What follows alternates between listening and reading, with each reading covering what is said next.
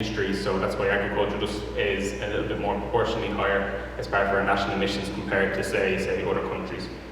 When we look at the breakdown of our agricultural emissions here on the graph on the right hand side, we can see that enteric methane accounts for about 60% of our agricultural greenhouse gas emissions, so it's the biggest contributor to Ireland's agricultural greenhouse gas emissions. So as part of this, the Irish government has basically put in a variety of strategies to try and mitigate our greenhouse gas emissions, or reduce our greenhouse gas emissions. So the agricultural sector and indeed the state aims to be carbon neutral by the year 2050.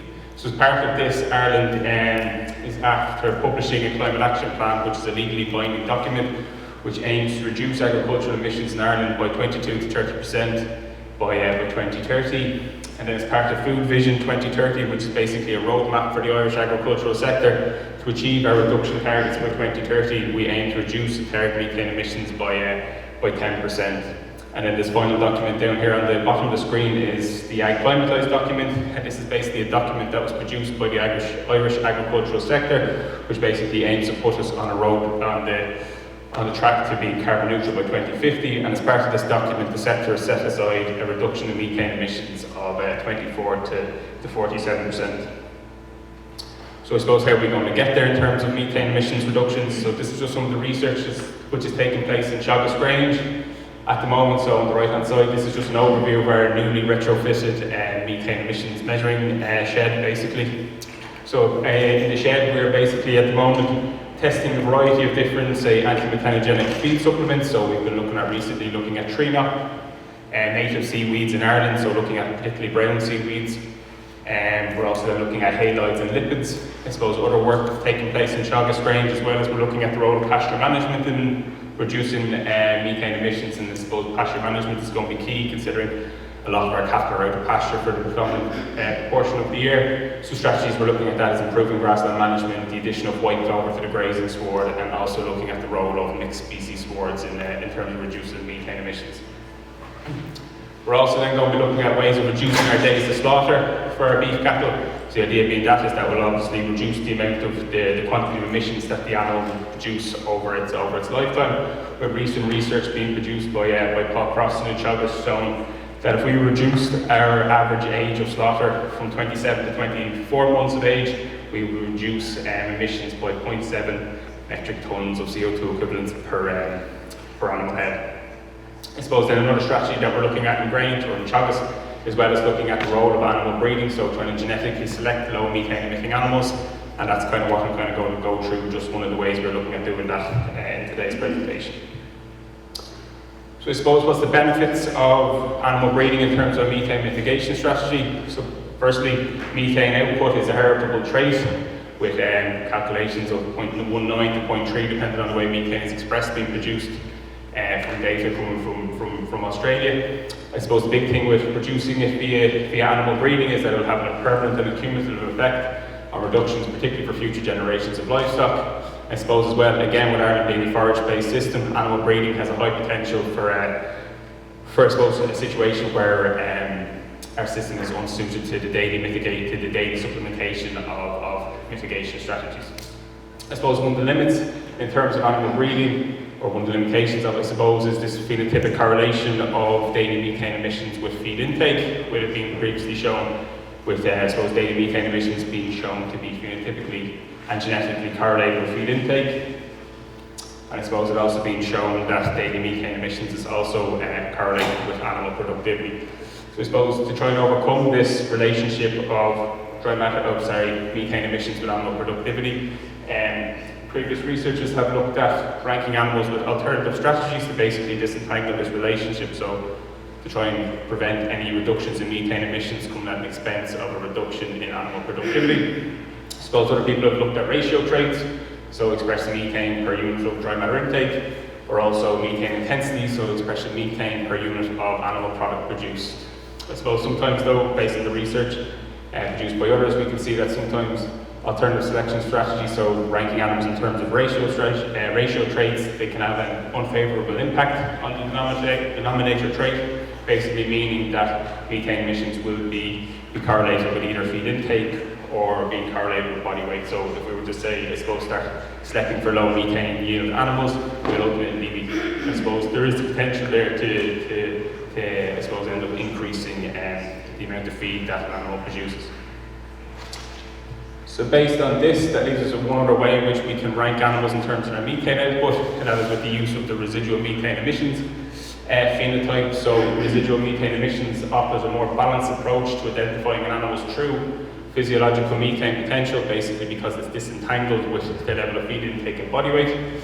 It's basically, it can be determined as the difference between an animal's predicted based on the amount of feed and their body weight and actual level of methane output they produce, with negative values being the favoured outcome. And I suppose it's also has it's kind of like a similar kind of context or concept to residual feed intake. As I said, considering that dry matter intake and body weight are included in the calculation for RME, it helps negate the influence of both of these, of methane emissions on both of these phenotypes. So previous research again coming out of Australia has shown that RME is strongly correlated with daily methane emissions, and I suppose it's no both at a phenotypic and a genetic level, but it's been great indeed today to look at the relationship of RME with animal productivity, which was predominantly the objective of our study that was published in the Journal of Animal Science. So the objective of the study was to investigate the effect of phenotypically ranking beef cattle for RME on daily methane emissions intensity and animal productivity. So this data as part of the study was generated at our National Bull Beef Progeny Test Centre in Ireland. So this progeny test centre is run by the Irish Cattle Breeding Federation. To give you a bit of context about ICBF, it's a non-profit organisation in charge of recording and processing of all data in Irish cattle breeding. The Performance Test Centre in Tully, County Kildare, which is about a half an hour outside of Dublin.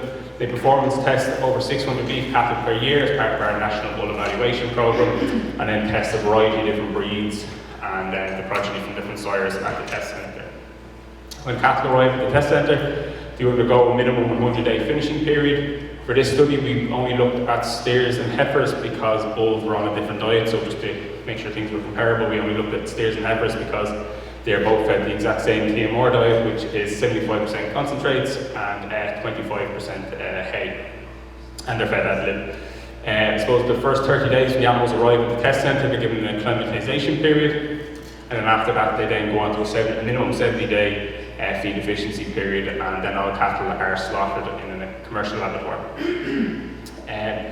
So as of 2019, the test centre started measuring methane emissions on all the beef cattle that passed through the test centre. So the protocol, I suppose, that we implemented as part of our study was during the acclimatization period when the animals first arrived at the test centre, we basically trained them up to use the GreenFeed, and after that then we implemented a 21-day methane measurement period, and we had roughly about 11 to 30 animals per GreenFeed. And this just gives you an overview, just the inside of what I think that's on the other slide actually. Yeah, that's just an overview of what things look like within the test centre. So basically animals are separated into groups of about 10 to 30 animals, depending on how much animals go in each intake. And then we have just a visual here of how we have the GreenFeed set up with a one in, one out system and a gate obviously to only allow one animal to use the system at a time. And again, this is just an overview of the test centre. So test centre is incorporated with 3 sheds, and as of late last year, each one of these sheds now has 4 GreenFeeds inside of it, so with 12 GreenFeeds in total running in the test centre, and basically any animal that passes through the test centre is now getting its methane emissions recorded on it. So moving on to our animal model. So as I said, this study took place from 2019 to 2020, and we obtained data on 282 crossbred beef cattle with say 150 heifers, that data, and then about 130 steers. Animals had a mean feed intake measurement period of 91 days while they were at the test centre, and then basically we calculated over the 90 days, we calculated the amount of feed the animals ate, their average daily gains, and also their methane output. And based on this then, we calculated RME values for each animal. So residual methane emissions was calculated as a regression of daily methane emissions on dry matter intake, the body weight of the animal, and then we included the contemporary group as a random effect. We then ranked the animals in terms of high, medium and low based on 0.5 of standard deviation. And then, I suppose, to compare the different groups between the high ORME and the low ORME animals, we then ran a mixed model ANOVA with the fixed flexive ORME group, sire, breed type, and gender included, and again, contemporary group included as a random effect, at initial age included as a conveyor rate. And basically, the main thing we wanted to do was investigate the effect of ORME ranking on animal productivity, so see if there's a difference in terms of feed intake and growth between animals that were classed as high, medium, and low in ORME, and then also look at their methane output. And then during the last week of the methane measurements period, we also took samples of rumen digesta using the rumen fluoroscope. And I suppose the key reason we did that was we wanted to look and see if there was a difference in the rumen fermentation profile between the animals, and then also as well, we wanted to look and see if there was a difference in terms of the rumen microbiome between these animals ranked as high, medium, and low. So this is just I suppose the animal productivity data, so the amount of feed the animal ate, their growth rate, carcass output, and feed efficiency. And we can see that there was no difference between the three groups, so the animals that were ranked as high in terms of ORME, so these are the high methane emitting animals, and the animals that were ranked as low in terms of ORME. There was no difference in any of the measures of animal productivity between the groups, so no statistical difference. But then when we looked at the methane output of these animals, we can see that the animals ranked as low in terms of residual methane emissions emitted on average 30% less methane per day, and pretty much across all the ways in which we express methane output, be it methane yield, methane per unit of average daily gain, or methane intensity. There was roughly a 30% difference between the high, medium, and low groups. So again, the low groups producing less methane regardless of the way methane was expressed. And then in terms of the ORME trait, it explained 45% of the variation in the methane production, which is again kind of in line with some of the data that was produced from Australia. And then when we did some partial correlation analysis just to see in terms of how ORME ranked or was correlated with again animal productivity and the methane traits. So again, as expected, you can see here with ORME, there was no correlation with any of the animal productivity measures. But of all the methane traits down the bottom, ORME had the strongest correlation with daily methane emissions, I suppose, showing that it's one of the best predictors of an animal's daily methane emissions compared to across all the expressions of methane output. And then when we looked at the fermentation profile, I suppose kind of as traditionally is expected, ORME was associated with propionate, or methane emissions was associated with propionate production, so there's a negative correlation. And then when we looked at again the animal ranking, the animals that were ranked in terms of low ORME had a higher propionate production in the rumen compared to the other groups, I suppose. So I suppose kind of just to summarise, the potential of ORME as a way of, I suppose, identifying the methanogenic output of an animal. So selecting animals for a low ORME phenotype has potential to reduce methane output whilst maintaining animal productivity. So again, looking at our data, there was no difference or no impact of ORME ranking on the amount of feed the animal produced, their growth rate, or their carcass output. But animals with a low ORME phenotype produced 30% less methane, regardless of the way methane was expressed. Again, as I said, ORME was strongly correlated with all methane phenotypes, but had the strongest, of all the methane phenotypes, it had the strongest correlation with daily methane emissions. I suppose the fact that ORME is independent of feed intake and the animal's level of body weight, it's one of the key ways of allowing us to investigate the biological mechanisms underpinning inter-animal differences or divergence in methane output. So work is ongoing in Teagasc trying to look at the role of host genetics in terms of animals that are divergent in ORME, and then, as I said, we also looked at the rumen microbiome to see if there's a difference between the composition of the rumen microbiome between animals ranked in terms of ORME, and that data will be presented at this conference at conference session 10. So I suppose going forward with the ORME traits and with the work that we're going to be carrying out in Teagasc, I suppose firstly is to assess the genetic variation of ORME in the Irish population of beef cattle.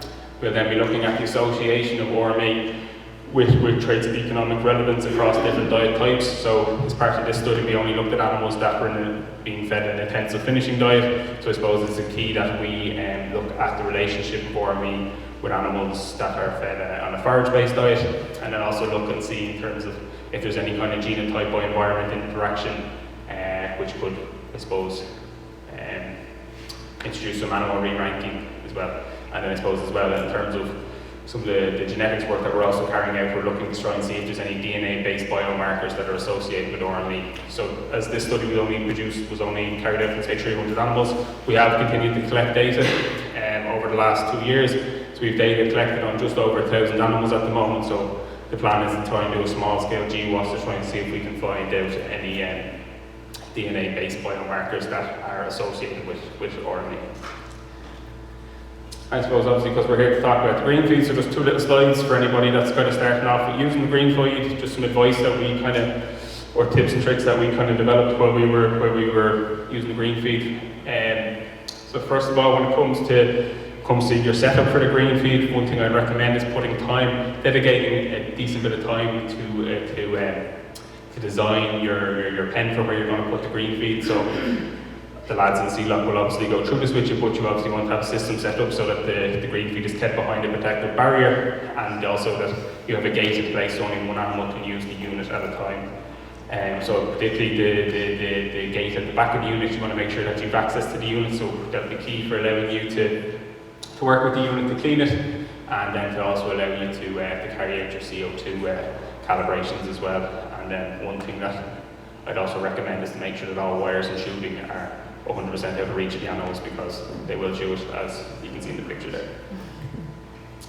And then finally, just in terms of another little tip, one thing I recommend is to encourage the animals to use the unit from day one. So as soon as the animals have access to the GreenFeed, begin to encourage them to use it. So what we used to do at the test centre is here on the left-hand side, this was the setup before the animals went on test, and on the right-hand side is the setup after test. So when the animals were being acclimatized to the GreenFeed, we pretty much just gave them access to it every hour. There was no restrictions put in place, no physical barriers to stop the animals using it. So 2 or 3 animals could nearly have their head inside the unit at a time. So we mainly just wanted to get the animals used to using it. So to try and encourage them to use it at the beginning, like standing in the pen, they need to just chuck a bit of feed inside the feed dish or around the unit just to let the animals, get the animals kind of used to using it. And then after that, then over the course of a few weeks, we put up gates so that only one animal can go in and one animal can go out. And then the other thing that I just recommend is when you're designing your alleyway, just make sure it's obviously sturdy but changeable so that you can allow multiple animals use it at the beginning, and then have a system set up so that only one animal can use the GreenFeed at a time. Can you make a comment about the importance of fastening the GreenFeed down so they don't bounce it? Yeah, 100%. So the lads, when they came over from CLOC, I'm not sure if you can really see it in the picture here, but we do have kind of, I'm not sure what the word is, but the GreenFeeds are all bolted down into the ground, obviously to stop the animals from moving it. And then again, we did put something similar in place in Chagas as well in our research centre in Grange. But obviously you want to make sure that those bolts are kind of removable as well in case you ever have to do any kind of, work on the GreenFeeds as well. But no, each one of those units is all 100% secured down into the ground, and then it's also secured behind those barricades that we have up as well. Yeah. So kind of a follow-on, this is a terrific help for people. What percentage of the animals that you start with never learn to use it in your type of training? Yeah, so like they're animals, so you'll obviously get a small proportion that always never use it. Off the top of my head, I won't be able to tell the exact proportion, but it was only a small number of animals over the course of the 300 animals that didn't use it. Just for one reason or another, they were maybe just a bit scared or what have you, but they just wouldn't use it. But the majority of the animals did use it, and then over this test period, we kind of found that on average the animals were using the unit roughly about 3 times a day. Good. And we were, in fairness, at the beginning we were kind of a little bit nervous. We didn't think the animals would use it too often, because the concentrate that the animals received as their bait feed was the exact same concentrate that was in the TMR. So we kind of didn't think there'd be any incentive for them to use it, but now it's like dessert. Yes, they seem to like using it alright, yeah. So it was great. No, it worked out fine. And yeah, just to finish up, guys, that's just a bit of acknowledgements of all the colleagues in Chagas, ICBF and UCD and project partners on the Room Predict the Master project that funded this work.